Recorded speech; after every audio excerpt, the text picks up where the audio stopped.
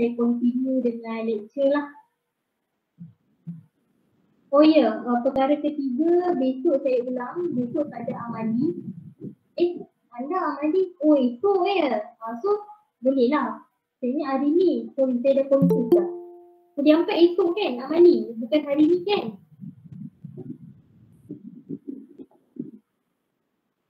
Hari 4 amali hari Khamis. Betul tak? Betul madam. Betul. Betul madam. You all pun senyap je kan? Mengiyakan apa yang saya beritahu. Okey, saya ni Tengah kalau tengok jawapan madam. saya ni ada banyak sangat kelas, saya dah confuse dah. Lagi 1 atau 2 je, ni sampai 3. Next week, lagi 2 week, 4 kelas. Pening segala-galanya. Okey, so awak amali hari Khamis, so far tak ada masalah lah. Semua boleh hadir pada webinar. Webinar hari Rabu semua kena hadir. Siapa tak hadir, siap. Saya ambil attendance. Sebab apa you all perlu hadir? Sebab webinar nanti ada quiz. Okay, so quiz yang merangkumi 5%. Quiz tu pada minggu ke-12.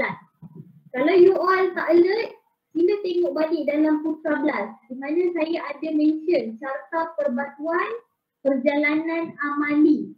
Okay, kalau tak silap saya itu.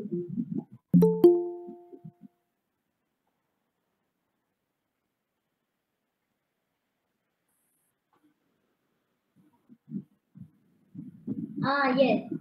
Kerangka perjalanan amali ASA 0105. Yang itulah you perlu tengok. Ini apa dalam dia?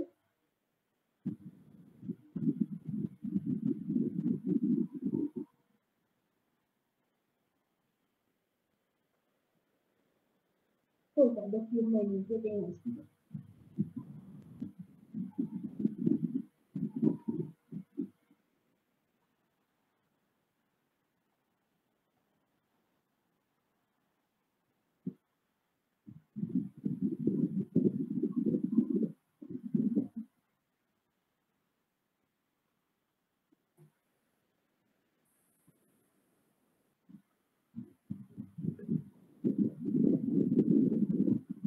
Yes, itulah dokumen ni yang saya upload. Okay, so you all boleh lihat lah dekat dalam minggu ke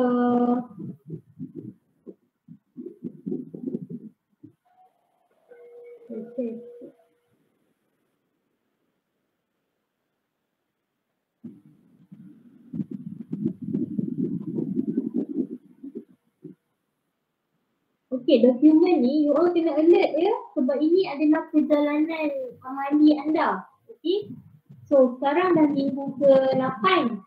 Okay, minggu ke-8. So minggu ke-9 ada amali, Selasa, Rabu, Khamis. So kuliah anda pada hari Rabu.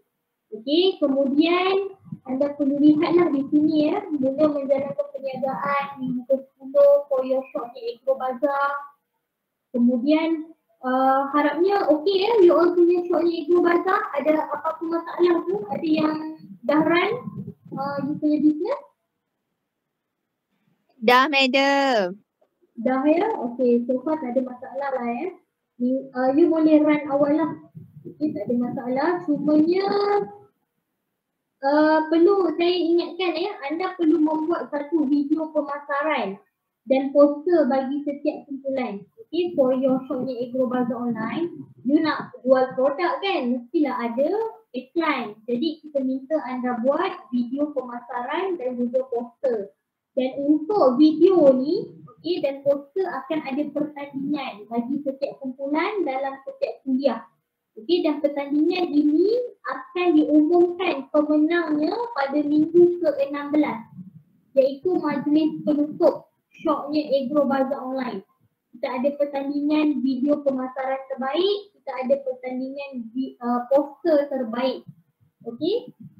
Kemudian pada minggu ke-12, okey, ada quiz, ya, quiz webinar amali. Webinarnya minggu ke-9. Okey, quiznya adalah pada minggu ke-12. Okey, jadi sila alert ya, saya bukan upload suka hati saya je, tak buat apa-apa. Maksudnya saya nak mencantikkan ke-11, tidak. Okey, pelajar kena alert lah dengan jadual-jadual ni. Boleh, kuliah 4? Boleh. Okey, so minggu ke-16 you perlu hantar RP, rancangan perniagaan dan perlu menghantar laporan shortnya Agrobazar online. So bagaimana untuk membuat laporan? You perlu pergi kepada rubrik. Okey, dalam Putra Plus saya dah upload dah rubrik untuk shortnya Agrobazar. Okey, Agrobazar online. So segala elemen dalam tu you perlu nyatakan lah dalam you punya hard copy report. Minggu 17, 18 kita ada pembentangan lah macam biasa. Yang ni setiap sem pun sama. Okey. Jadi everyone jelas Jangan takut ada yang tertinggal tarikh ataupun tak tahu. Yang tu saya tak nak lah. Okey, so kita continue dengan lecture iaitu masih lagi lecture 8, marketing research. Jadi saya dah habiskan satu tools atau satu kaedah dalam marketing research iaitu market research analysis. So kita boleh bahagikanlah kepada dua iaitu primary market research dan juga secondary market research. Okay, primary dia ada kaedah dia iaitu survey, focus group, observation dan juga interview. Okay, manakala kalau secondary adalah analyze the data from the previous researcher ataupun daripada bahan yang sedia ada. Contohnya jurnal, surat khabar, encyclopedia, artikel, buku. Okay. Jadi data daripada secondary market ni bukanlah data yang first hand. Ianya adalah data of second hand. Okay. So kita pergi kepada analisis yang seterusnya iaitu market need analysis. Okay, kalau you lihat di dalam market research analysis iaitu pelajaran pada hari Selasa hari tu semalam lah. Okay, kita berbicara atau kita mengumpulkan data untuk kita mengetahui customer preference ataupun customer need. Okay, we do a research to know information about our customer. Okay. Kalau market need analysis, okay, anda bukan hanya mencari data about your customer sahaja. Okay, tetapi anda mencari data about your company. Okay, iaitu dengan menjalankan SWOT analysis dan juga gap analysis. Jadi you nak tahu information about your company. Apa you punya current status, apa you punya kedudukan kewangan, okay, apa masalah dari sudut operasi syarikat anda. Jadi bagaimana untuk you gather the information?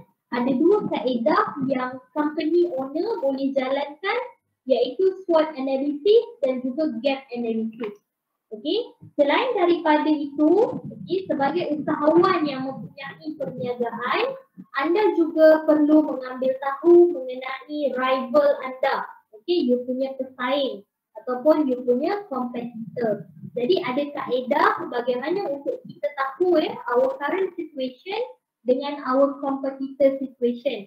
Jadi apakah kaedahnya? Kita menggunakan competitor analysis ataupun competitor array analysis. Okay, jadi ini tiga ni kaedah dalam market need analysis. Kalau dalam market research analysis ada dua iaitu primary dan secondary. Boleh pecahkan lagi lah.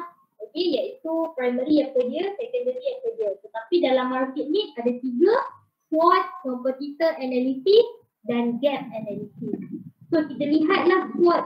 Okay, SWOT ni saya rasa semua dah faham, semua dah tahu sebab kita dah buat dalam business plan report di mana anda perlu nyatakan your strength, your weakness, your opportunities dan juga your threat. Okay, buat gambar macam ni dan nyatakan apa kelebihan company, apa kelebihan produk.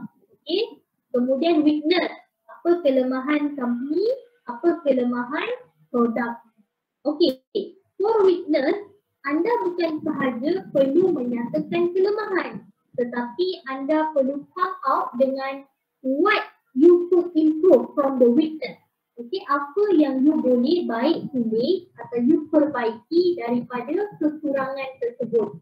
Okay, contoh, saya bagi satu contoh kekurangan dari sudut quality of the product. Okay, Mungkin you merasakan bahawa kualiti produk anda ini makin lama makin berkurang. Jadi you cari apa kelemahan daripada apa yang menyebabkan kualiti tersebut berkurang. Mungkin disebabkan oleh kualiti raw material from the supplier yang berkurang. Itu akan lead kepada kelemahan kekurangan kualiti produk anda. Contoh kan, you nak buat satu produk, you ambil raw material daripada supplier. Tetapi raw material tu yang tak berkualiti. That's why you punya produk kena blame. Kena disalahkan lah sebab tak berkualiti. So apa cadangan you untuk improve? Find another supplier yang boleh dipercayai. Contoh macam tu lah untuk dibuat weakness. Kemudian opportunity pun sama, peluang. Peluang apa yang datang, what possible event yang datang dan boleh memberi kebaikan kepada company anda. Kerana opportunity dan threat ni adalah something that we cannot control. Ianya adalah event ataupun keadaan yang company owner tidak boleh kontrol. Contoh paling mudah is COVID-19. COVID-19 ni ada company yang boleh berkembang ataupun they can take advantage dengan keadaan COVID-19. Contoh delivery company. Kalau you lihat kan, Foodpanda, GrabFood, banyak keuntungan yang mereka dapat waktu COVID-19. Kerana pada ketika itulah ramai customer yang order online. Dan ada juga company yang merasa terancam dengan COVID-19. They cannot open their call, they cannot open their restaurant contohnya. So habis COVID-19 perlu close beberapa shop ataupun physical store. Perlu kecilkanlah size syarikat. Ramai juga yang begitu. So depends on your company. Mana satu? Adakah sesuatu event tu memberi kebaikan ataupun memberi threat, ancaman kepada company anda. So you buatlah SWOT analysis ni. Boleh? Faham tak kuliah 4? Faham. Faham ya? Now we move to next analysis, iaitu competitor analysis, di mana you analyze your rival to collect the information ataupun review lah about your competitor kan. So bila you dah ada information, walaupun tak banyak tetapi ianya tetap membantu dalam membangunkan strategi syarikat anda. Ini yang saya nak bagi tahu. Kebanyakan for small scale company. Kita dah belajar kan, medium scale company, large scale company, small scale company. Small scale company kebanyakannya kurang melakukan this kind of analysis. Kompetitor tak buat, SWOT tak buat, gap tak buat. Kalau medium dan juga large scale, mereka ada team. Mereka ni company yang besar kan. Setiap department tu ada kumpulan masing-masing yang bekerja. Jadi setiap team, kalau ni research kan, so team pemasaran mereka dah adalah golongan ataupun kelompok yang akan melakukan analisis ini. Iaitu SWOT, competitor dan juga gap analysis. Tetapi kalau small scale company usually mereka tidak buat sebabnya size syarikat yang kecil, pekerja pun tidak ramai. Bayangkan seorang ataupun dua orang terpaksa berfikir kesemuanya tentang company tersebut. Jadi tak ada masa nak buat analisis ni. Tapi tak apa, kita belajarlah sebab kita ni belajar tentang semua kan, iaitu daripada large kepada small scale. Jadi you perlu tahulah. So competitor analysis ni bagaimana kaedah untuk kita tahu information about our rival.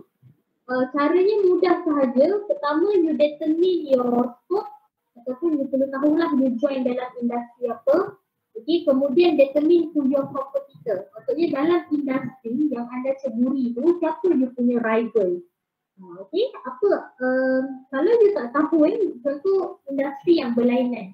You industri komposisi makanan. Kemudian you punya jiran sebelah kedai membuat langsir ataupun menjual langsir. So it's not your rival because bukan dalam nature ataupun scope yang sama. That's why you kena determine dulu you punya industri, kemudian siapa rival or competitor dalam industri tersebut. Okay, kemudian determine who your customer and what benefits they expect. Okay, perlu tahulah siapa potential customer anda dan siapa potential customer rival anda. Okay, kaedah dia mudah je, kita buat graph, kita buat table macam ni. Okay, kalau you lihat kan dalam table ni ada warna-warni ni, hijau, purple, star, bentuk star. So ini adalah nama bagi kompetitor ataupun nama rival lah. Okay, kalau ni nama pelik-pelik kalau dekat Malaysia ni, contoh you nak buka syarikat ataupun you nak buka kedai runcit. Okay, dekat satu kawasan taman perumahan.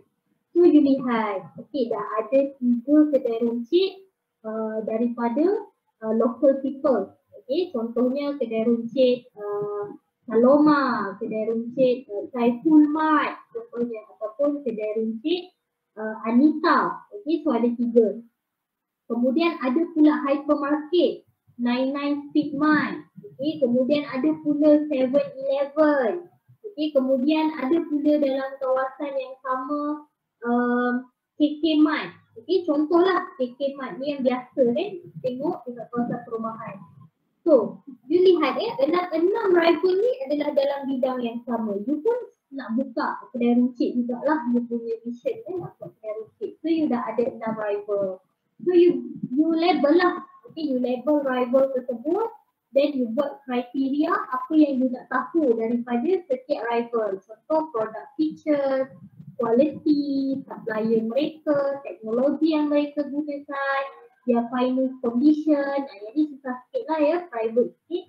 Okay, kemudian distribution, kemudian apa lagi you nak tambah, price, okay, harga yang mereka letakkan. Kemudian dia punya range dia iaitu high, moderate dan juga low. So kita pergi kepada quality contohnya. Okay, you lihat quality siapa yang high. Okay, so you letaklah label tadi. Okay, quality kedai mana yang moderate, quality kedai mana yang low. Kemudian teknologi. So kalau kita lihat dekat sini, contoh table ni kebanyakan kedai tidak mempunyai teknologi yang tinggi. Okay, jadi di fasa moderate dan low sajalah. So you boleh take advantage dekat sini. Okay, contoh you kedai runcit biasa tapi boleh buat payment melalui online transfer ataupun debit card. Kebanyakan kedai runcit ni tak ada. Okay, kecuali kalau kedai runcit yang besar lah, contoh macam 99 Speed Mart, KK Mart, yang tu boleh lah kan. Kalau kedai runcit biasa ni tak ada. Okay, so you boleh take advantage kat situ. Okay, boleh? Faham tak kuliah 4? Faham. Madam, Ya. nak tanya, Apa dia? kan macam yang kalau kita pergi jalan tar semua tu, kan diorang ada jual banyak-banyak. Macam benda yang sama je diorang jual. So diorang ada pasal kompetitor ni ke? Sebab kan Sebabkan apa? Sambung? Sebab kan macam diorang barang sama dan daripada supplier yang sama, cuma kedai berbeza-beza. Okey, yang itu kita perlu tengok dia punya niche perniagaan. Kebanyakannya dekat jalan tar ni dia punya owner sama. Cuma penjaga dia yang berbeza. Maksudnya dia akan sewa beberapa buah kedai untuk mereka letak produk mereka. Tetapi owner mereka adalah sama. Kebanyakannya macam itulah. So kalau contohlah kan dekat jalan tar, dekat Times Square tu, kalau you lihat produk dia lebih kurang sama je. So owner dia sama. So tak ada rival lah dekat situ antara satu shop dengan satu shop. Kerana objektifnya sama, iaitu memberi keuntungan kepada satu owner. Okay, yang competitor analysis ni kita nak tengok kita punya rival, kita punya pesaing. Jadi contoh saya owner kedai tudung lah dekat jalan tar tu. So saya ada 5 buah kedai kan. So siapa saya punya kompetitor? Okay, mungkin kedai tudung lain, yang ownernya lain. Macam tu lah. Oh, faham madam. Thank you. Okay. Ada lagi soalan nak tanya?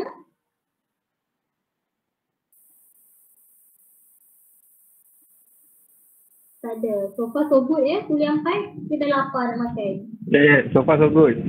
Lepas sebut. Izzuddin tengah makan. Tengah makan. Tengah makan jangan lupa dengar Kadang-kadang makan tu dah tak fokus dah. Okay, so next is gap analysis. So gap analysis ni sama jugalah untuk company membuat analisis tentang their current condition dan juga their future condition. Okay, so gap analysis ni nama pun gap kan. Gap ni macam longkang lah ataupun macam kekosongan lah kita panggil ni. Okay, untuk gap analysis ni kita tak ayat yang cantik. Okay, the goal of gap analysis to identify the gap between your current level dan juga your optimized level allocation. Maksudnya apa yang you boleh capai sebenarnya. Okay, so nak buat gap analysis ni dia tak ada kaedah yang spesifik lah macam this table. Okay, tak ada. Cuma saya boleh ajar bagaimana you nak buat gap analysis. You boleh buat table. Okay, you boleh buat table.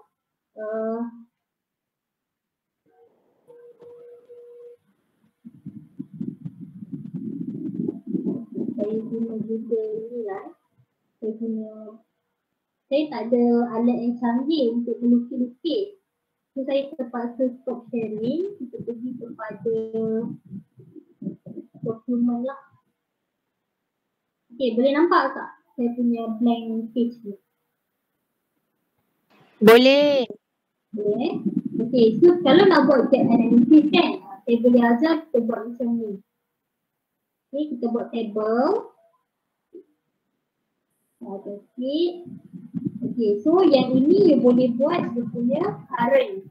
Okay, current status of your company lah. So ini dia punya gap. Okay, GAP gap.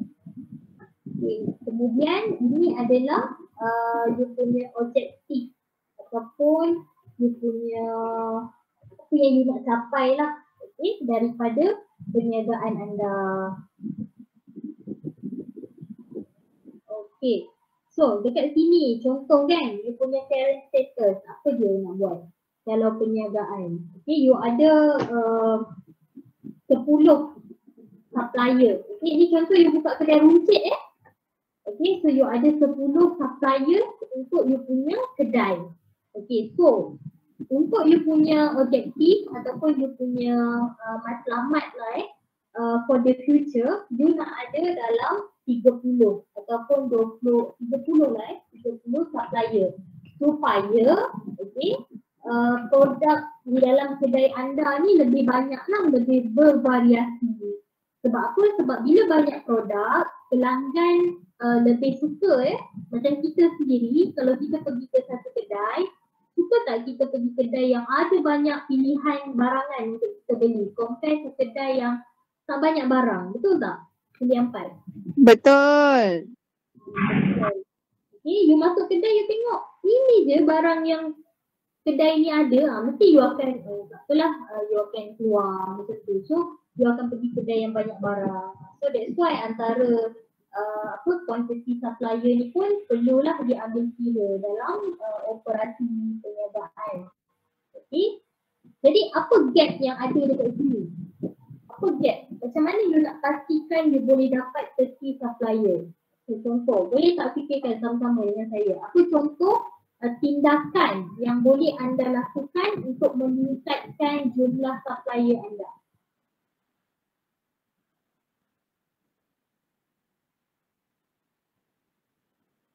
Melakukan survey contohnya kan, ini buat tinjauan di kedai-kedai lain, contohnya macam tu lah. Okay, you boleh lihat okay, kedai ni ada barangan apa, kemudian you boleh juga buat survey tentang customer needs apa yang customer inginkan. Okay, contoh customer, saya nak barang yang macam ni, barang macam ni, barang macam ni. Bila customer datang, apa yang mereka cari? You boleh buat juga observation. Okay, macam tu. So ini tindakan lah, tindakan yang you ambil untuk mendapatkan anda punya objektif. Okay, boleh? Faham tak kuliah 4? Faham. Faham. Okay, kemudian you boleh juga buat, okay, sekarang ni Contohlah, you nak tengok perniagaan you kan pada tahun 2022 sehingga kemudian you nak tengok pada tahun 2025. So di antara 2022 dengan 2025 ada 2023, kemudian ada 2024, kemudian ada 2025. So you boleh compare kan. Ni you buatlah kalau 2022 apa keadaan perniagaan anda? Poor, contohnya masih lemah. Sebab apa? Sebab you baru buka. Okay.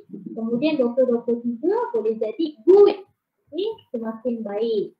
Okay. Kemudian 2024 adalah excellent contohnya. So 2025 ni dicapai tak target.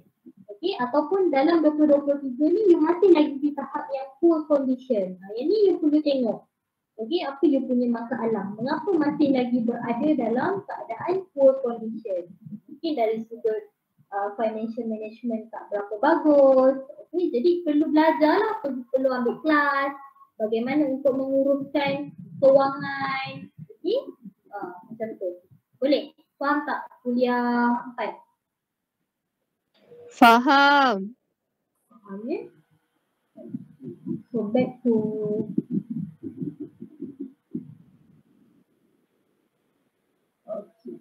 so, soalan yang perlu anda tanya waktu membuat gap analysis adalah where are we, dekat mana kita punya status sekarang dan where do we want to be.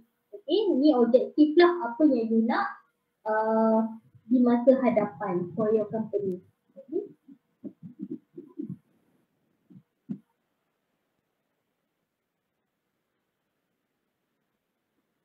So ni yang tadi lah kita rank kan, good, average ataupun poor achievement.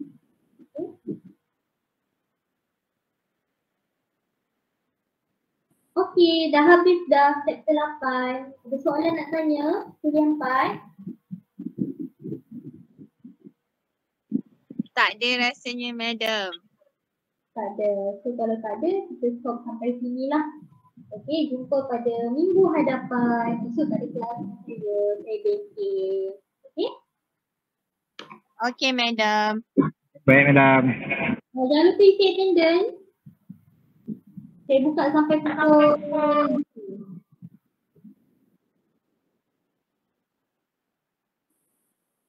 Okay? Thank you, madam. Thank you, madam. Thank you, madam. Thank you, madam. Thank you, madam. Thank you, madam. Okay.